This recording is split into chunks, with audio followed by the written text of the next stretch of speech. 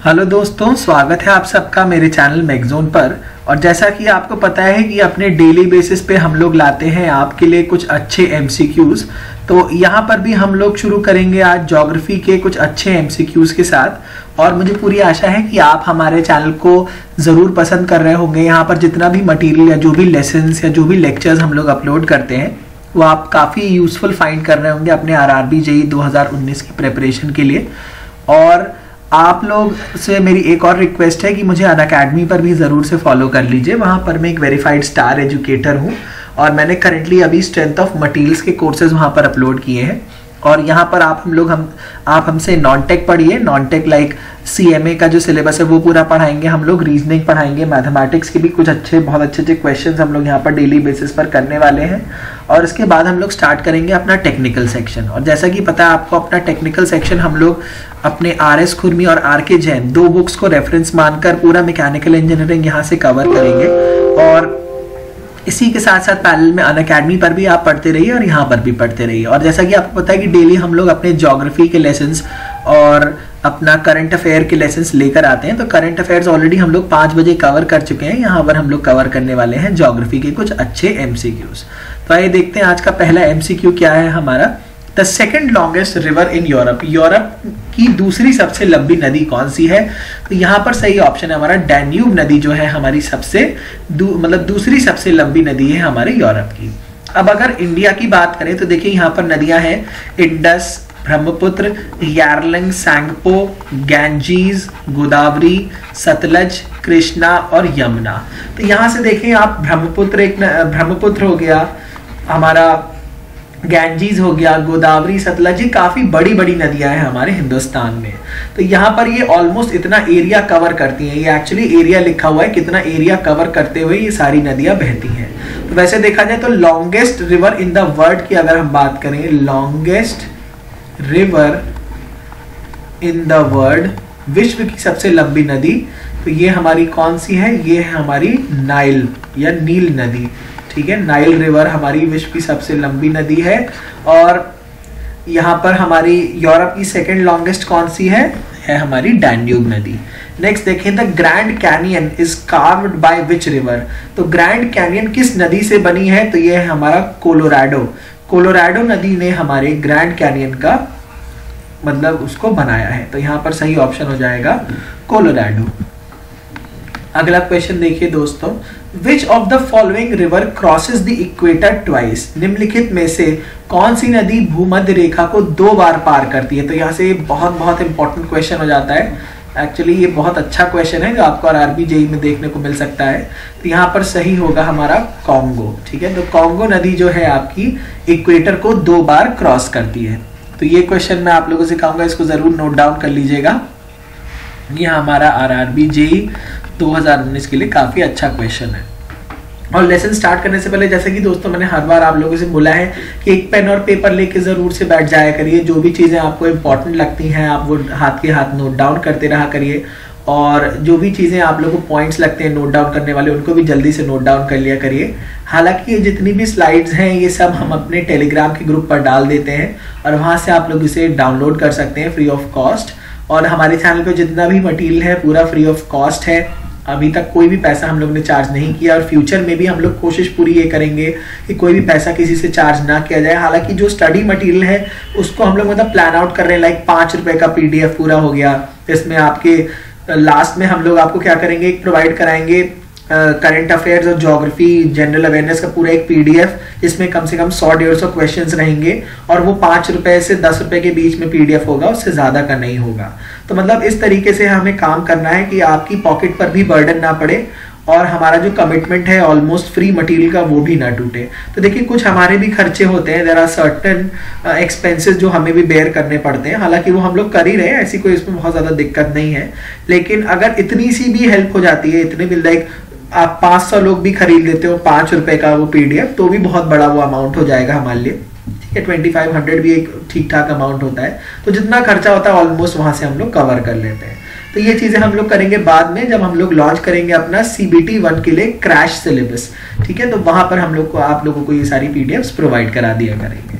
Next देखिए, a drainage pattern where a river is joined by its tributaries approximately at right angles, तो इसको हम कहते हैं ट्रेलिस।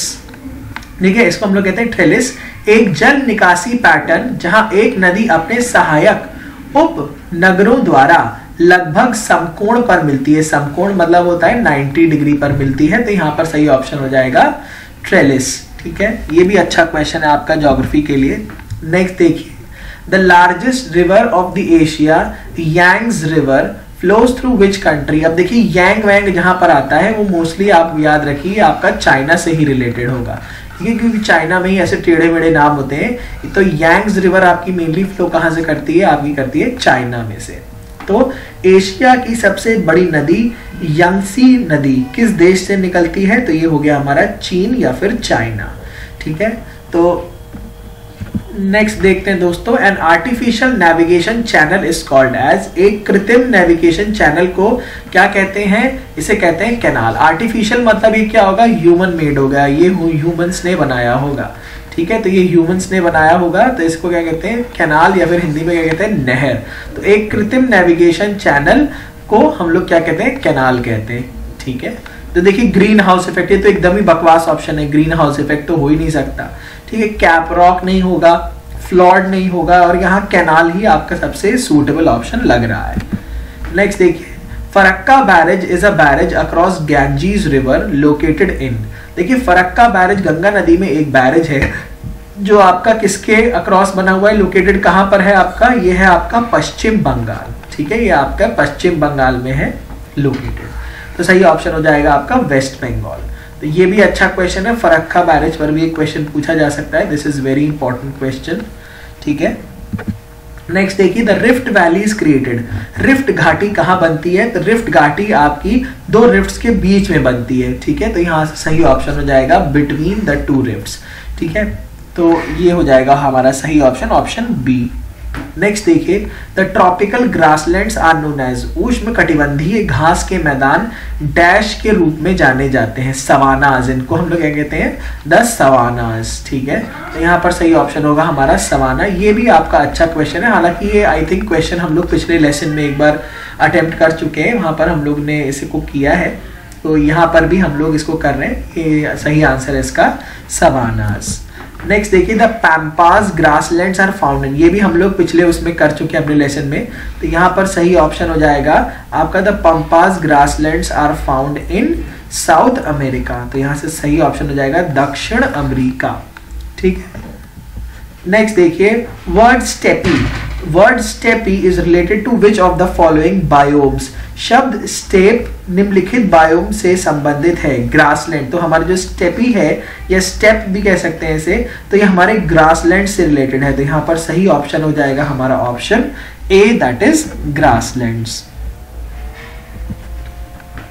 अगला क्वेश्चन देखिए दोस्तों, which of the following biomes is known as bread basket of the world. बहुत बहुत इंपॉर्टेंट क्वेश्चन है, bread basket of the world, very important for RRB JEE 2019। ठीक है, 2019 के लिए ये बहुत ज्यादा इंपॉर्टेंट है। तो निम्नलिखित में से कौन सा बायोम दुनिया का ब्रेड बास्केट के रूप में जाना जाता है, तो ये हमारा मिड लैटिट्यूड ग्रासलैंड। तो हमारा जो मिड लैटिट्यूड ग्रासलैंड है ये हमारा जाना जाता है मध्य अक्षांश ग्रासलैंड। ठीक है, तो यहाँ पर सही ऑप्शन हो जाएगा हमारा ऑप्शन ए।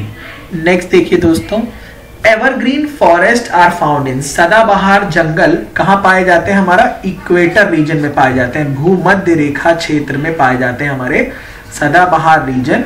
ठीक है, तो ये यहाँ कहाँ पर पाए जाते हैं, इक्वेटर रीजन। और आपको पता है दोस्तों, इक्वेटर वो लैटिट्यूड है, वो हॉरिजॉन्टल लाइन है जो अर्थ को लगभग अप्रोक्सीमेटली अपर हाफ और लोअर हाफ में डिवाइड करती है, मतलब अपर हाफ और लोअर हाफ को बाइसेक्ट करती है। कैसी है, ये एक लैटिट्यूड है। ठीक है, तो यहां से सही ऑप्शन हो जाएगा हमारा इक्वेटर रीजन। अगला देखिए, which of the following forest is the forest with the maximum biodiversity. तो ये हमारे ट्रॉपिकल रेन फॉरेस्ट, उष्ण कटिबंधीय वर्षावन। ठीक है, तो यहाँ पर क्या है, मैक्सिमम बायोडाइवर्सिटी आपको देखने को मिल सकती है। नेक्स्ट देखिए, which of the following forest is resistant to cyclones. यहाँ पर ये साइक्लोन्स के रेजिस्टेंट है, ये कौन से हमारे मैंग्रोव्स फॉरेस्ट। ये भी बहुत इंपॉर्टेंट है, आपके कौन से फॉरेस्ट जो होते हैं जो साइक्लोन रेजिस्टेंट होते हैं, तो ये क्या निम्नलिखित में से कौन सा वन चक्रवात के लिए प्रतिरोधी है? तो यहाँ पर सही ऑप्शन हो जाएगा मैंग्रोव्स फॉरेस्ट। तो इसी के साथ दोस्तों हमारा ये वाला भी लेसन यहाँ पर फिनिश होता है। आई होप कि आपको ये लेसन्स अच्छे लग रहे होंगे और डेफिनेटली आप हमारे चैनल को सब्सक्राइब कर लीजिए, बेल आइकन को भी प्रेस कर लीजिए और अपने दोस्तों से भी हमारे चैनल के बारे में जिक्र करिए ताकि उन्हें भी यहाँ से क्वालिटी और फ्री मटेरियल पढ़ाई के लिए मिल सके और वो भी आरआरबी जेईई में अपनी एक सीट पक्की कर सके मैगजोन के साथ। और इसी तरीके से हम लोग अपना कोर्स आगे चलाते रहेंगे और सीएमए का सिलेबस हम लोग अप्रोक्सीमेटली 15 फरवरी तक 10 से 15 फरवरी तक हम लोग मान के चल रहे हैं कि कंप्लीट करा देंगे और उसके बाद हम लोग फिर अपना बीच में टेक्निकल भी बीच में हम लोग शुरू कर देंगे, जो मैकेनिकल के लिए हम लोग कवर करने वाले हैं RS खुरमी और RK जैन से। So thank you so much.